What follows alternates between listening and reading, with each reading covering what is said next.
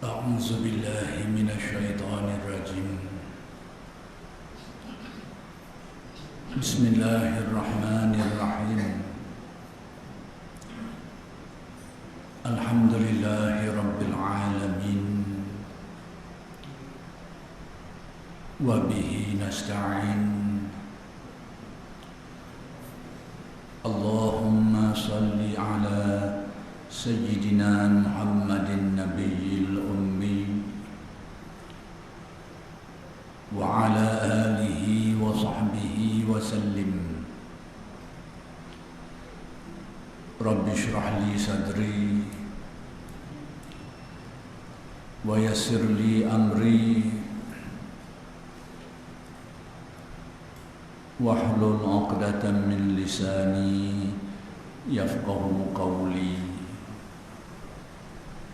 ولا حول ولا قوة إلا بالله العلي العظيم. إلهي أنت مقصودي ورضاك مطلوبي. أعطني محبتك ومعرفتك. السلام عليكم ورحمة الله وبركاته.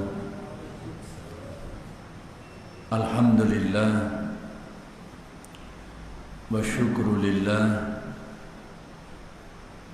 wassalatu wassalamu ala rasulillah, amma ba'd.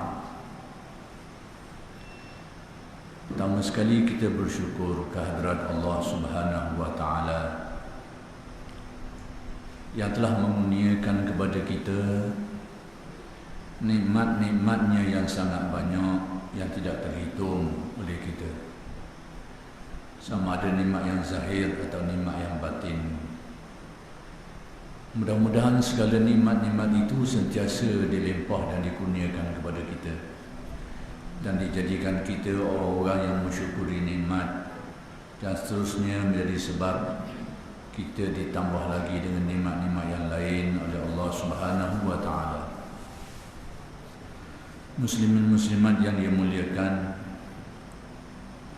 sesuai dengan apa yang dimukaddimahkan oleh Al-Mukarram Ustaz Jamal kita tadi itu, iaitu persoalan yang ingin saya sebut untuk kita sama-sama renungi dan perhatikan ialah mengenai persoalan zikir atau zikrullah,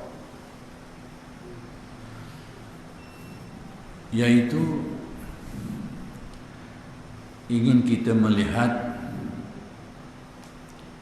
beberapa kepentingan yang ada di sebalik zikrullah. Sesuatu itu kita tidak akan dapat menilainya dengan baik kecuali kita mengetahui rahsia dan manfaatnya. Kita akan memberi nilaian terhadap sesuatu itu bila kita tahu hasil, manfaat dia, kelebihannya. Dan perkara-perkara yang tidak dapat diketahui manfaat dia, rahsia dia, kelebihan dia, maka seseorang itu mungkin tidak akan menghargainya dengan penghargaan yang sepatutnya. Maka di sini perlu kita sama-sama untuk kita kongsikan pada malam ini mengenai rahsia-rahsia dan kelebihan-kelebihan yang ada di sebalik zikir. Jadi untuk itu saya ingin mendatangkan suatu muqaddimah berkait dengan masalah zikir ini, yaitu sudut pandang yang berbeza mengenai zikir ini dari sudut pandang ahli ilmu, khususnya yang saya maksudkan di sini adalah ahli faqih ataupun fuqaha, dan sudut pandang yang kedua adalah sudut pandang ahli tasawuf.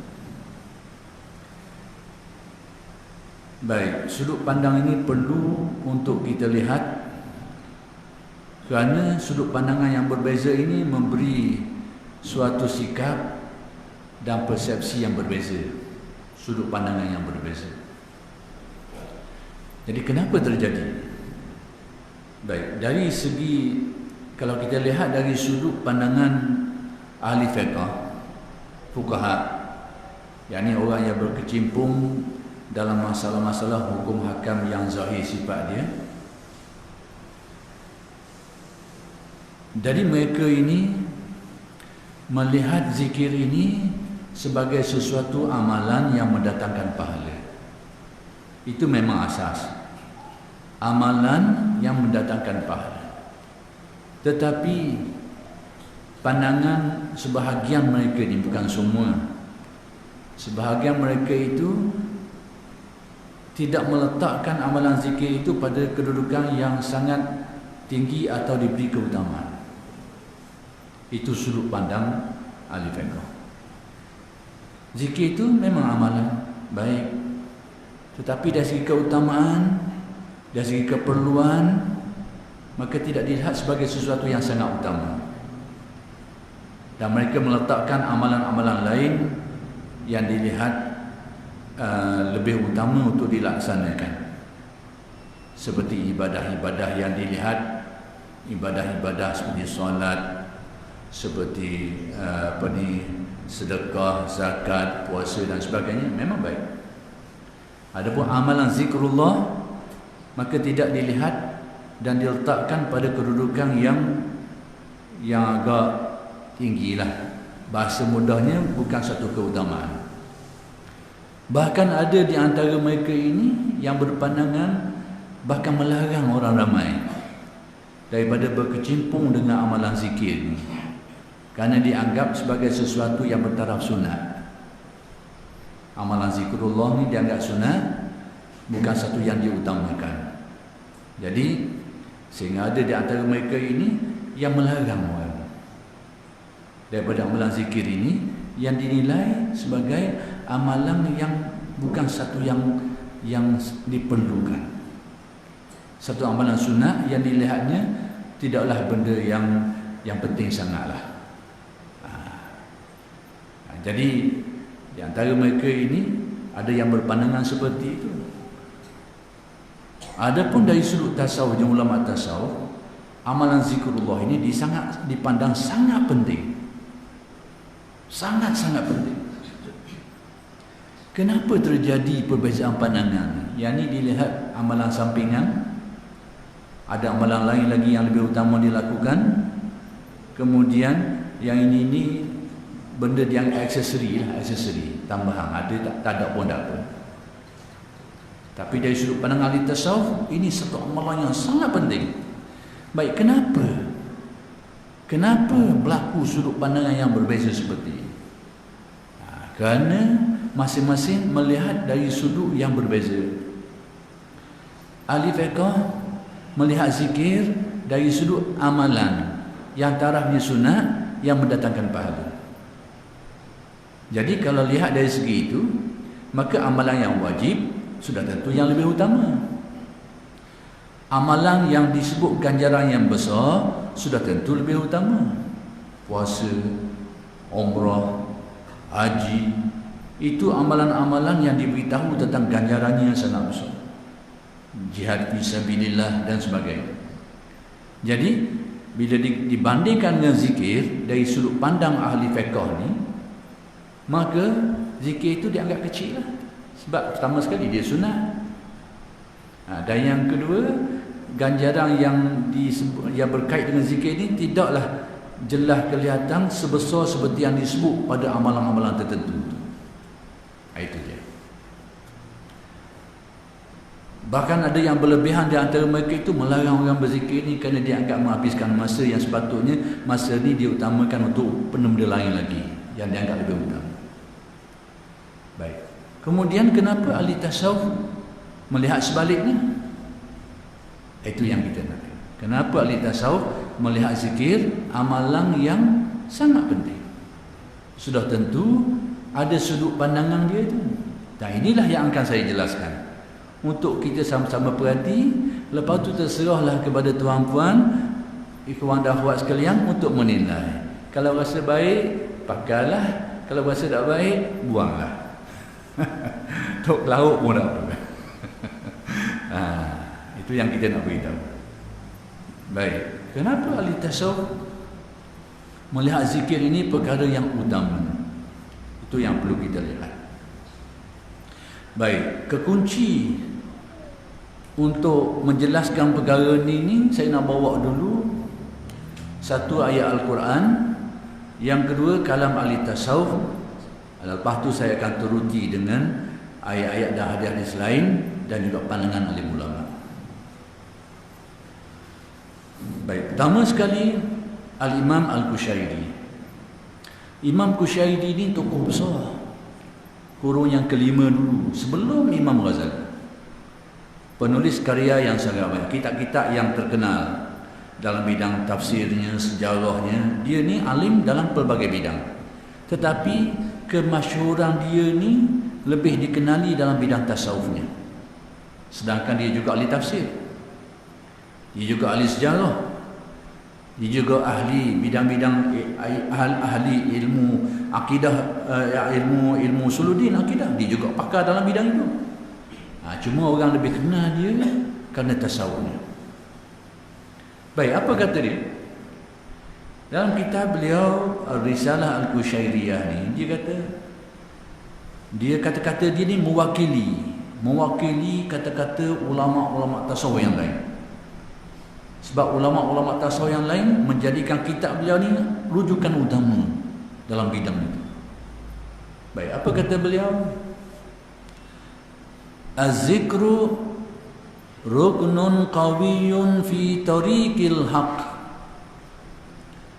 bal huwal umdah wa la yasilu ahadun ila Allah illa bidawami zikri. Perhatikan kata Al-Qushairi, zikir itu ruknun qawiyyun, tiang yang teguh, tunjang yang asas ataupun tiang seri, fi tariqil haq, dalam perjalanan manusia untuk kembali kepada Allah, untuk mendekati Allah, mencapai redanya, mencapai makrifatnya dan balik ke dia. Perjalanan tu tiang utama dia ni adalah zikir. Berarti agak berbeza dengan pandangan yang diberikan oleh fiqh. Fiqh melihat sunat dia mana ni, dan bukanlah benda yang utama sangat. Baik, tapi Qushairi beri pandangan yang lain.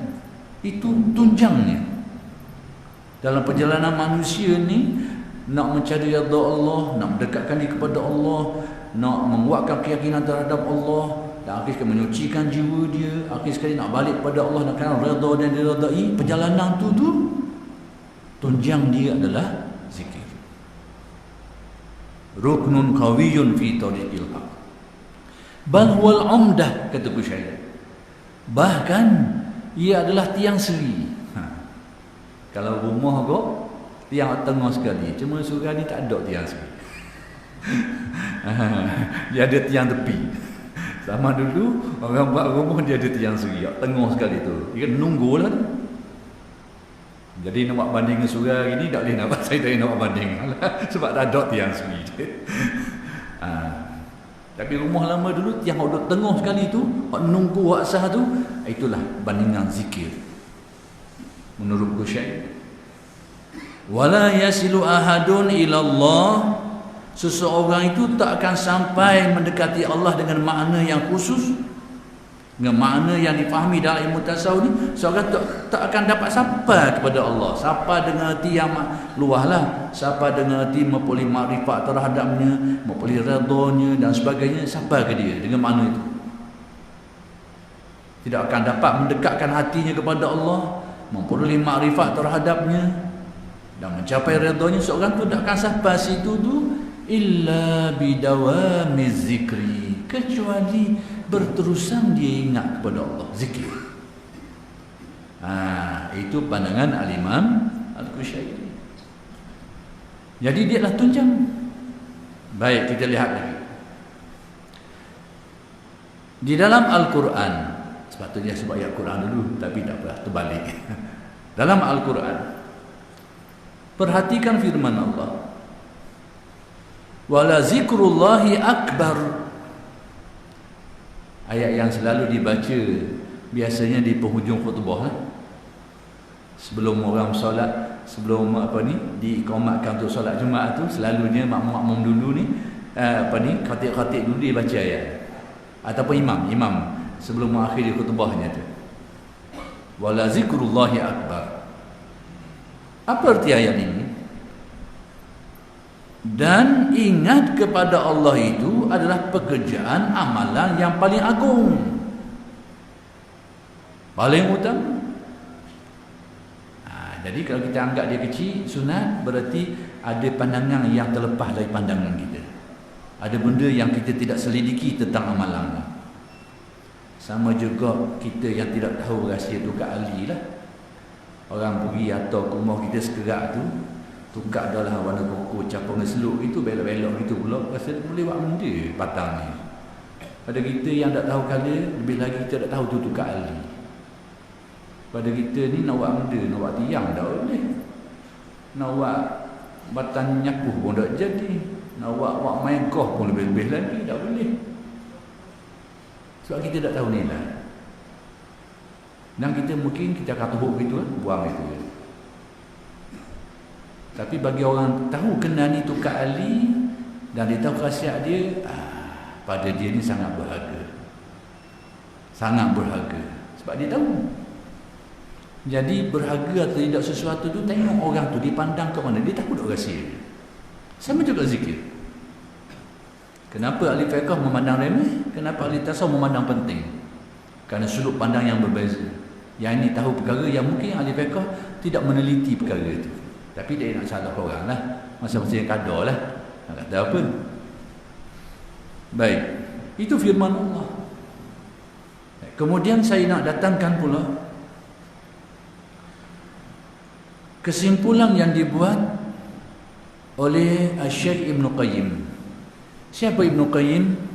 Ibn Qayyim ini dia seperguruan dengan Syekh Imam Ibn Katsir. Dua-dua ni pernah belajar dengan Syekh Ibn Taimiyah.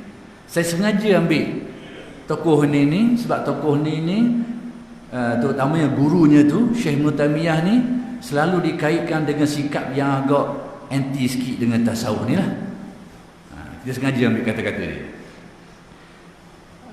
Syekh Ibn Qayyim ini dia ada tulis satu kitab tentang zikir, khas untuk tentang zikir saja. Nama kitab itu Al-Wabilus Sayyib Minal Kalimit Tayyib. Kitab kecil, sedang lah. Di dalam tu dimuatkan berpuluh-puluh, bahkan hampir 100 fadilat zikir. Tapi salah satu yang disebut oleh Ibn Qayyim di dalam kitab ini, dia kata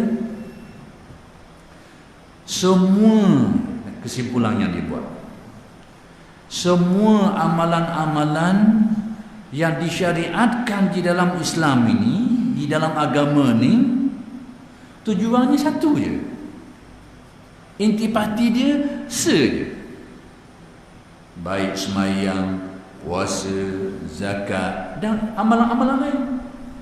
Semua amalan ini, kata Ibn Qayyim, disyariatkan untuk melaksanakan satu perkara, mencapai satu perkara, iaitu zikrullah, supaya ingat seseorang itu kepada Allah. Intipati dia, kunci dia. Sebab itu kecelakaanlah bagi orang yang semayang tapi dia lupa kepada Allah. Maksudnya semayangnya berlaku tapi tetap ada kecelakaan. Kenapa? Intipati dalam semayang tu dia tak ada. Sebab itu menurut ulama tasawuf seperti Al-Ghazali dan sebagainya, khusyuk itu wajib, bukan sunat. Apa yang disebut oleh Imam An-Nawawi di dalam Majmu' tu, khusyuk itu merujuk kepada khusyuk anggota, bukan khusyuk hati. Khusyuk anggota, duduk senyap. Tapi kita tak tahan duduk senyap itu, kalau nak gerak sikit gini. Tapi gerak yang tidak membatalkan lah. Jadi ditafsir, dipahami dia kalam Nawawi itu khusyuk jawarih, bukan khusyuk al-qulub atau al-qalbi, bukan hati. Ghazali di dalam Ihya Kalam Imam Ghazali itu dipahami dari kalam dia itu adalah wajib khusyuk. Cuma tinggal lagi khusyuk hati ini menurut kadar kemampuan lah. Tapi usaha untuk mengkhusyukkan hati itu supaya tidak lalai itu wajib. Tapi kalau dia terbabah juga, lagi juga, maka itu termasuk dalam firman Allah, la yukallifullahu nafsan illa wus'aha. Intipati khusyuk itu adalah zikir. Intipati dia tu. Khusyuk tu, kenapa yang jadi khusyuk? Intipati tu pun dalam sekali hati dia tu. Zikir. Dan kerana itulah Allah berfirman, aqimis salata li zikri. Dirikanlah sembahyang untuk ingat kepada Allah. Jadi tujuan sembahyang tu ataupun intipati dia tu, saripati dia tu adalah zikir, ingat kepada Allah. Jadi kalau kita tengok dari segi ni, sembahyang tu kewajipan. Tiang agama lagi. Tapi nunggu dia tu. Intipati dia itu adalah zikir, ingat kepada Allah. Maka di sinilah ulama tasawuf melihat zikir ni paling penting. Bukan dilihat dari segi kalimah dia tu. Bukan lihat dari segi orang kita sebut dia tu. Tetapi dari segi amalan yang dengannya orang boleh ingat hati dia kepada Allah. Itu sudut pandang ahli tasawuf. Jadi intipati sembahyang tu ingat kepada Allah. Sebab itu disebut dalam Al-Quran, wailul lil musallin. Maka celakalah bagi orang-orang yang sembahyang. Alladzina hum an salatihim sahun. Orang yang lalai dari sembahyangnya. Baik. An salatihim sahun itu dilihat oleh setengah orang, dia kata yang celaka sembahyang ini iaitu bukan kerana dia lalai dalam sembahyang dia tu, dia lalai dalam pelaksanaan sembahyang dia tu sehingga terbabah masuk waktu. Kerana melihat dari sudut bahasa dia, an tu. Jadi an di sini bukan berarti fi, an ni daripada, bukan dalam. Maka kerana itulah setengah orang memahami bahawa ayat ini, kecelakaan ini untuk orang yang meremehkan urusan sembahyang sehingga terbabah masuk waktu lain. Bukan bermaksud lalai dalam sembahyang. Jadi Al-Quran ni, ayat Al-Quran ni jangan tengok bahasa saja, kena tengok tafsir juga. Tafsir pun kena tengok juga. Maka tafsiran yang diberikan oleh ulama-ulama, termasuklah Ibnu Katsir, dia kata ayat ni bukan saja kecelakaan untuk orang yang lupa sembahyangnya sehingga terbabah waktu masuk waktu lain, tetapi termasuk juga orang yang lalai dalam sembahyang itu sendiri. Cuba lihat tafsir Ibnu Katsir kalau percaya. Kalau tak percayalah, buka tafsir Ibnu Katsir tentang ayat ini. Termasuk. Jadi kecelakaan itu bukan saja sembahyang, lupa, lalai tentang sembahyang tu sehingga habis waktu baru kita sembahyang, ataupun ujung-ujung waktu capur lah, tapi juga dalam sembahyang tu. Jadi kesimpulannya mudah, bahawa intipati amalan penting. As-salatu imaduddin, sembahyang tu tiang agama. Kalau patah itu patah biar lain, berbeza dengan kewajipan lain. Kelainan sembahyang ni nunggu ni hak ni kalau patah ni, man taraka solata muta'ammidan faqad kafara jihara. Sesiapa yang tinggal sembahyang dengan sengaja, ulama menafsirkan dalam keadaan menghalalkannya. Dia tinggal tu dianggap benda tu tak apa. Kalau sekadar dia tinggal itu, faham Ahlus Sunnah tidaklah bawa kepada kafir, tapi dosa besar. Ni dia tinggal dan dia kata tak apa, bukan satu kewajipan. Faqad kafara jihara. Dia telah kafir, dia telah kufur dengan terang dan nyata. Jadi faham Ahlus Sunnah macam tu. Jadi sekarang di situ kita nampak kepentingan zikir. Bila sembahyang tiang agama, dia adalah kekunci ni, tapi intipati yang penting sekali dalam sembahyang tu, nunggu dia tu, tujuan utama dia tu adalah zikir, ingat kepada. Jadi bila semayang wajib, takkanlah tujuannya jadi sunat. Boleh tak kita terima? Semayang tu wajib, tapi tujuan utama dia tu jadi sunat pula. Kan terbalik kok kan tu. Kalau semayang tu wajib, maka tujuannya samalah dengan amalan tu sendiri. Sesuatu yang perlu kita usahakan. Tapi kalau kita usaha belajar, cari jalan, cuma tak dapat sepenuh lagi, itu cerita lain. Dimaafkan. Cuma kita jangan membiarkan. Kalau kita kata semayang ni sunat, bererti kalau kita mikir benda lain, boleh lah. Maksudnya tak salah lah. Musyawarah tak selesai lagi, masuk waktu zuhur, semayang lah. Nanti kita sambung dan semayang. Keputusan tak buat lagi ni, tak selesai, tapi masuk waktu dah kita semayang lagi. Jadi tengah-tengah semayang tu kita mikir sikit lagi supaya dapat keputusan. Tak salah lah gitu kalau kita kata benda tu sunat. Sebab benda sunat ni tak salah kalau tak buat. Buat tu boleh pahala, tak buat tak berasa, tak salah. Dah boleh tak gitu. Dia semayang set dulu lagi. Semayang ni tadi tak selesai, dia aku nak mikir, nak cari keputusan tengah semayang. Memang kita sengaja duk fikir tengah semayang.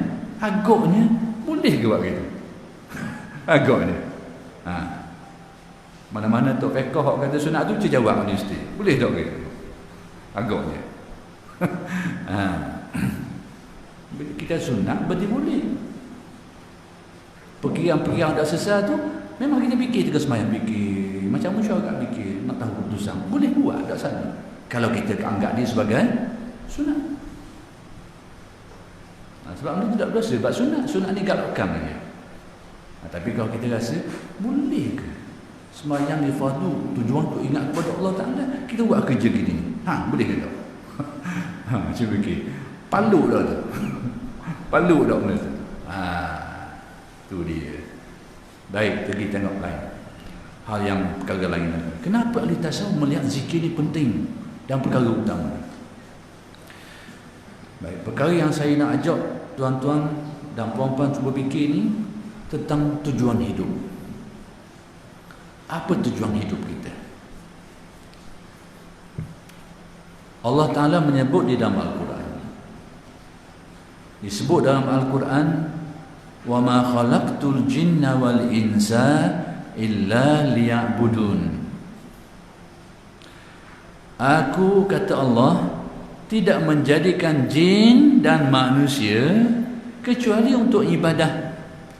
Ibnu Abbas menafsirkan illa liya'budun dengan mana illa liya'rifun, supaya mereka kenal, supaya mereka bermakrifat, setelah itu barulah ibadah kepada Allah. Jadi tujuan kita ini, tujuan utama kita ni pertama sekali untuk kenal Allah dan beribadah kepadanya. Agaknya dua tujuan ni, mengenal Allah dan beribadah ni, akan ada yang halang atau tidak? Ni tujuan utama diciptakan Allah. Ada tak tukang halang ni? Sudah tentu akan ada yang halang, supaya jangan jadi, supaya manusia ini tidak percaya kepada Allah atau ragu terhadap Allah. Yang percaya pula diganggu supaya jangan buat ibadah. Yang buat ibadah pula diganggu supaya cacat ibadah tu, salah betul ibadahnya, atau tidak sempurna ibadahnya, tidak ada khusyuk dan hati-hati. Diganggu. Sedangkan itu tujuan utama, mengenal Allah dan beribadah. Baik, yang akan ganggu tu agaknya siapa? Mama, dalah. Waktu tu tak ada kena-mengena, dah untung ke dia. Kalau nak ganggu kita pun, sembahyang kita, ibadah kita, tak untung ke dia. Kecuali kita ganggu bisnes dia. Memang dia marah lah. Kita ganggu bisnes dia marah. Tapi kalau bawa kita nak sembahyang, nak mengenal Allah, orang jiran kita ni tak arah. Kalau dia seorang Muslim lah. Yang akan ganggu ni dua kekah ni. Satunya setan, yang kedua adalah nafsu. Inilah yang akan halang tujuan utama ni. Terutamanya setan dan nafsu ni lah. Allah itu keenderaan dia, pasukan dia. Nafsu ni, inna nafsa la'ammaratun bisu, memang cenderung dia tu, keinginan dia tu kepada keburukan dan kejahatan nafsu. Jadi mana-mana yang bawa diri manusia kepada kebaikan ni akan terhalang dengan nafsu dia. Demikian juga syaitan.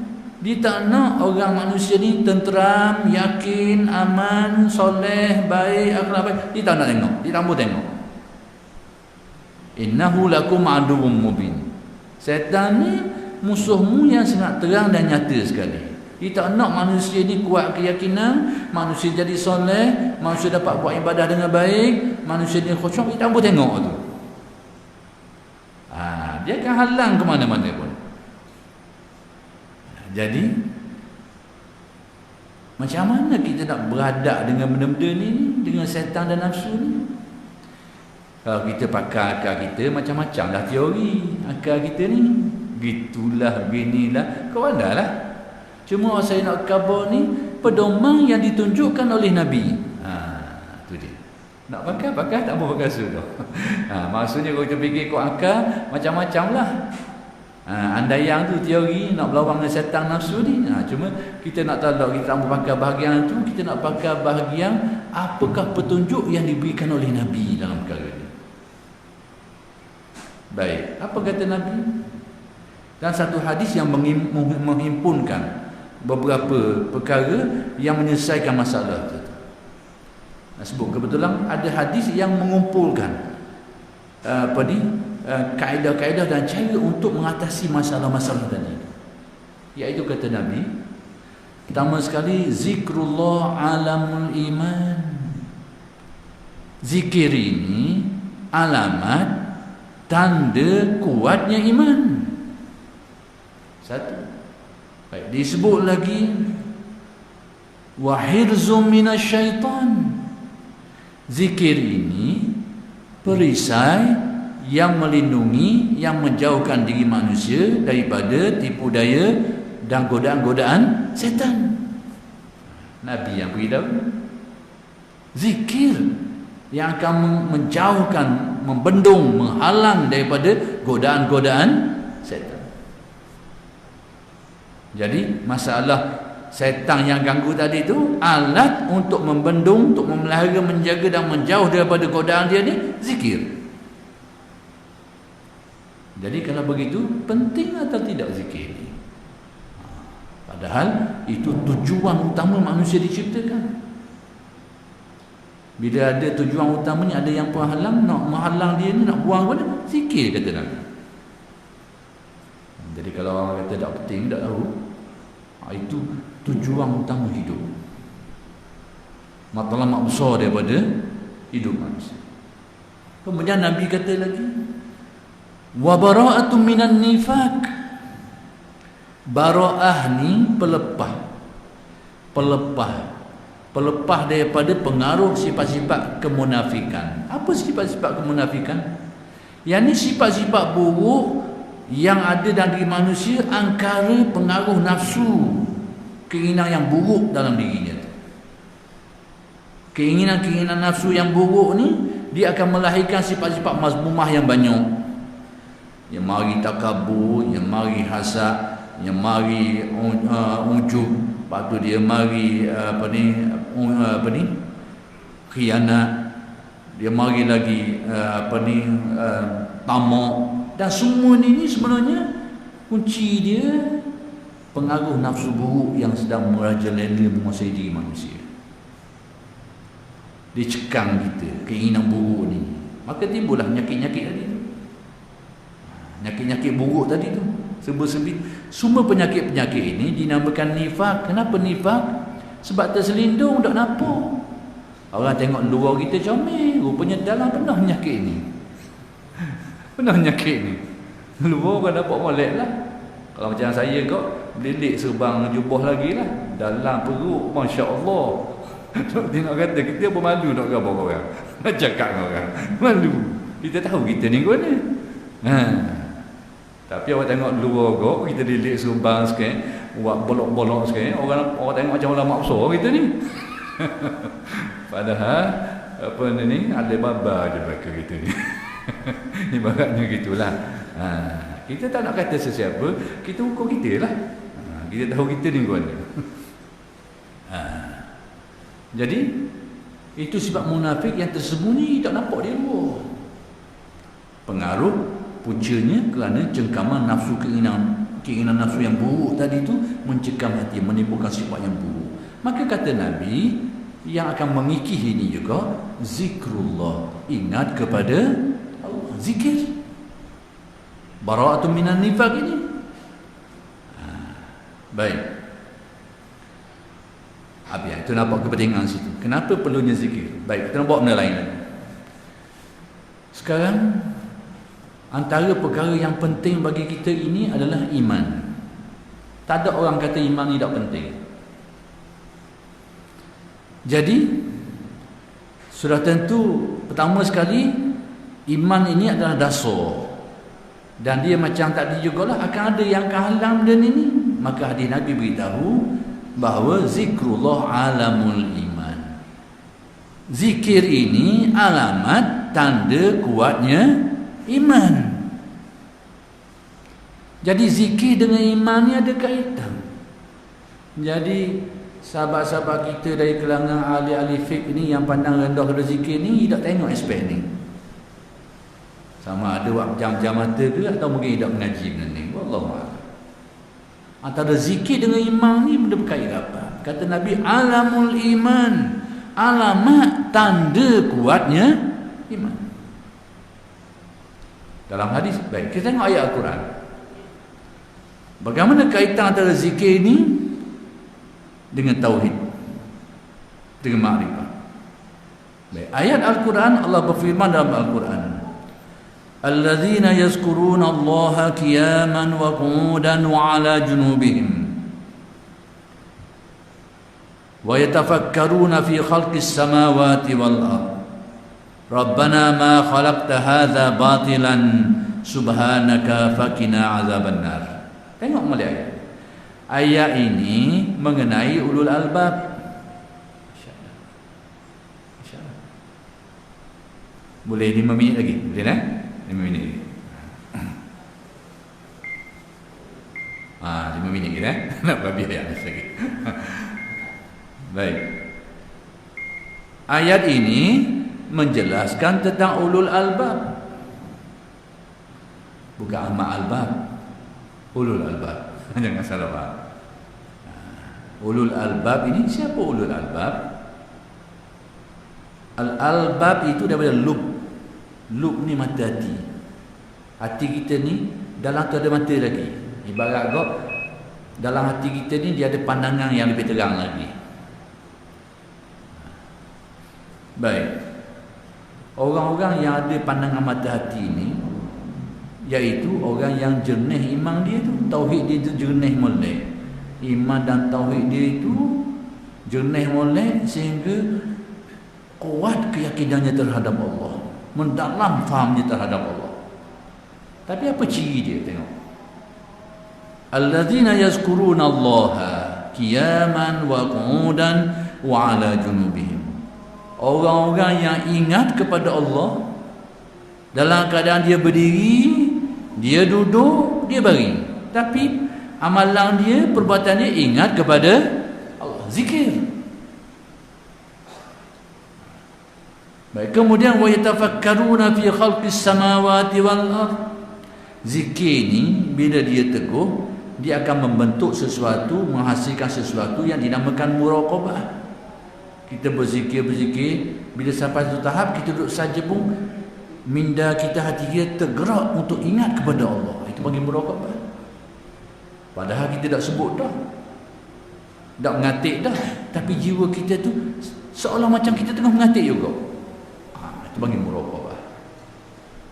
Mulut tak sebut dah, bahkan badan kita duduk bergaul dengan orang dah, duduk berkira dengan orang dah, tapi minda kita, jiwa kita terus merasai ehwal macam dia sedang berzikir kepada Allah. Muraqabah.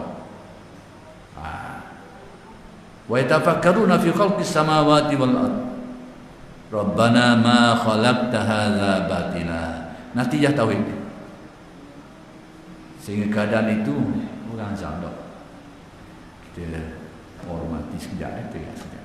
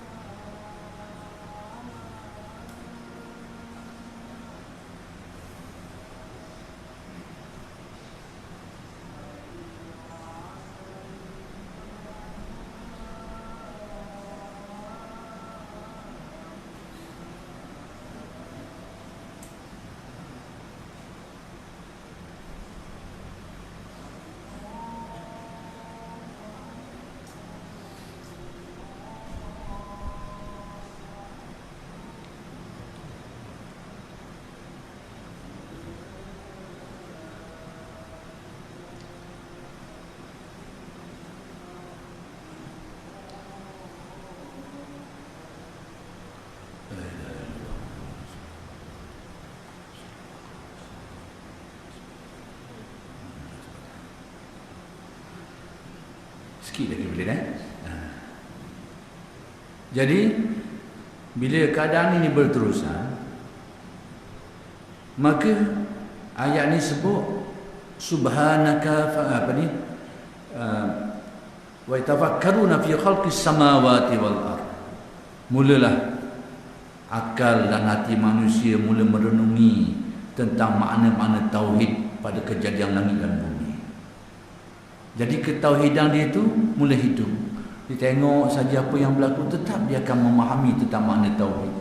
Tengok makhluk diciptakan oleh Allah, tengok kepada kejadian yang aneh itu, ini Allah menunjukkan kepada luahnya ilmu Allah, kudrat kekuasaan Allah. Selama ni tengok kosong. Kita tengok ikan panggang sama ni seliu tengok. Tapi bila makna tauhid Allah, banyaknya rezeki, pandangan tauhid. Selama ni bila kita tengok kemalangan, ngeri tengok Allah ngeri. Tapi sekarang kita tengok sampai takdir Allah. Hidup orang ni, mati dah orang ni. Sudut pandang kita sudah berbeza. Kenapa? Kerana pengaruh zikir. Itu mendatangkan tauhid. Maka sebab itu Allah berfirman, wa yatafakkaruna fi khalqis samawati wal ard rabbana ma khalaqta hadza batilan. Wahai Tuhanku, ini manifestasi daripada pandangan tauhidnya. Sehingga rabbana ma khalaqta hadza batila. Wahai Tuhanku, Engkau tidak jadikan semua ini sia-sia. Selama ni kita tengok benda uduh tu uduh lah. Benda hak molek pun uduh, hak kita tak berahi. Benda tu molek kita tak berahi. Uduh macam. Apatah lagi uduh dah. Tapi pada waktu ketauhidan tu Allah banyak hikmah ya Allah. Berlaku kejadian tidak begini, tapi nampak banyak kebaikan lain. Selama ni kita nyupuh serana kita.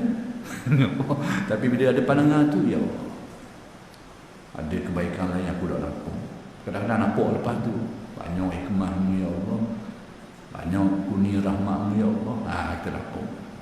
Rabbana ma khalaqta hadza batila. Subhanaka, maha suci Engkau ya Allah. Apa yang membuat ni tak sia-sia. Mesti ada tujuan, ada hikmah. Apa yang kita tak nampak sebelum tu, ini adalah merupakan pembukaan hati manusia daripada tauhid kita tu. Puncanya mari daripada allazina yazkuruna Allah, orang yang selalu ingat kepada Allah. Faqina azabana, maka jagalah aku ya Allah dari api neraka sedar. Takut fikir buat petang buruk ni aku mati lagi. Semua itu ingatan-ingatan untuk dia mari kesan daripada hati yang biasa ingat kepada Allah. Mula terfikir, aku mati gua ni lagi, amalan aku gua, nasib aku gua ni. Yang mari mikir itu kesan natijah daripada hati yang biasa dengan zikir. Akhir sekali iaitu kita ni manusia hidup atas muka bumi ini, dan kita ni tak nak lagi daripada salah dan silap. Tak nak lagi bagi manusia. Jangan katalah siapa dia pun orang yang bersalah. Ada salah sikit banyak je, tebal nipis sikit banyak. Dan bila nama manusia memang ada salah. Sesuai dengan hadis Nabi, kullu bani Adam khata'. Setiap manusia ni banyak salah, banyak. Khata' ni sirah mubalaghah bahasa Arab, berulang kali, banyak. Atas sesekala tu beratus-ratus kali, bahkan beribu kali kadang-kadang sepanjang umur kita ni kita buat atas kesalahan yang sama. Itu ciri manusia khata'. Tapi kata Nabi, wa khairul khata'in tawwabun. Sebaik-baik manusia yang banyak salah ni orang yang banyak sedar dan kembali hati mereka kepada Allah. Baju memang kotor semua, tapi antara orang yang kotor baju ni, hak molek sekali, hak ada sabun lah. Ada sabun. Nak kata tak kotor, menawuk. Tapi ada sabun. Maka demikian hidup kita sebagai manusia, banyak silap dan salah. Sengaja tak sengaja, besar kecil, kadang-kadang kita dah ingat, kadang-kadang kita berbabah, macam-macam lah. Maka yang akan membantu kita untuk sedar tu apa? Yang membantu kita untuk sedar atas kesilapan kita, yang membantu kita. Kalau tidak, kita berlarut-larutan dalam belah luka. Sedar tak sedar, mati. Bila kata Sayyidina Ali, "An-nasu niyamun fa idza matu intabahu." Manusia ni tidur, mata terbuka, tidur. Fa idza matu, bila mereka ni mati, dikafankan orang, dimandikan, dikafankan di tanah, intabahu, baru sedar. Itu kata Sayyidina Ali. Tak Sahabi kata itu sebahagian dari hadis Nabi, wallahu a'lam, tapi kata Sayyidina Ali yang lebih kuat. Jadi yang membantu kita ni untuk menyedarkan hati kita hak lala semua ni, sehingga kita tersedar atas kesilapan, baiki sikit, baiki betul balik, terbabah, langgar pada terbabah, naik balik atas jalan. Yang membantu kita untuk itu apa? Maka saya tak mau jawab kata orang tu kata orang ni, kita nak ambil ayat Al-Quran dan penutup malam, iaitu Allah berfirman, وَالَّذِينَ إِذَا فَعَلُوا فَاحِشَةً أَوْ ظَلَمُوا أَنفُسَهُمْ ذَكَرُوا اللَّهَ فَاسْتَغْفَرُوا لِذُنُوبِهِمْ وَمَنْ يَغْفِرُ الذُّنُوبَ إِلَّا اللَّهُ وَلَمْ يُصِرُّوا عَلَى مَا فَعَلُوا وَهُمْ يَعْلَمُونَ. Dan orang-orang yang melakukan perkara keji, buat salah lah, atau menzalimi diri sendiri, dia buat salah tu sebenarnya dia zalimi diri sendiri, sebab akibat buruk dia akan tanggung. Kita akan tanggung. Berarti bila kita buat salah tu sebenarnya kita menzalimi diri kita sendiri. Yang ni kita akan membebankan balasan buruk atas diri kita juga. Secara sebenarnya zakarullah, maka ingat kepada. Lalu apa natijah dia? Zakarullah fastaghfaru li dzunubihim, mereka akan beristighfar, mereka akan sedar. Jadi yang menyedarkan hati kita atas kelalaian lupa kehidupan kita hari ini, yang membantu kita untuk sedar ni, ingat kepada Allah. Macam kalau kita ni takdirkan kena darah tinggi, keciman ni, tak ada alamat, sedar masuk hospital, mati. Dengan bila kita ni keciman ni ada alamat dulu, sedar sikit, ada tanda-tanda kita faham, oh ada tanda aku ni, ada tanda dosa dulu ni, pak mana lebih baik? Pasnya tahu tak tahu, mati. Dengan ada alamat dulu, tanda-tanda, nak kena keciman ni dah aku ni, nak berdarah tinggi dah ni, itu lebih baik. Kita ada peluang untuk sedar. Maka dalam hidup kita ni, kita juga yang membantu kita untuk beringat semua ni, amalan zikir, kalau kita membiasakan dia. Itulah yang akan mengingatkan kita kelalaian kita, hak terbabah kita tu, salah kita tu, kita ingat balik, betul balik. Itu naluri manusia tu. Kesilapan ni lumrah manusia, tapi kita kena ada tukang peringat ni, jang loceng itu peringat kita tu. Maka yang mengingatkan itu zikrullah, hayatkan ni. Orang yang buat zalim, buat zalimi diri sendiri, dia buat perkara keji, ni ingat kepada Allah, fastaghfaru, sedar mereka, istighfarlah mereka ni. Dan akhir kalamnya Aisyah meriwayatkan hadis Nabi, tuba liman wajada fi sahifatihi istighfaran katsiran. Sangat beruntung, sangat-sangat beruntung, kata Nabi. Siapa dia?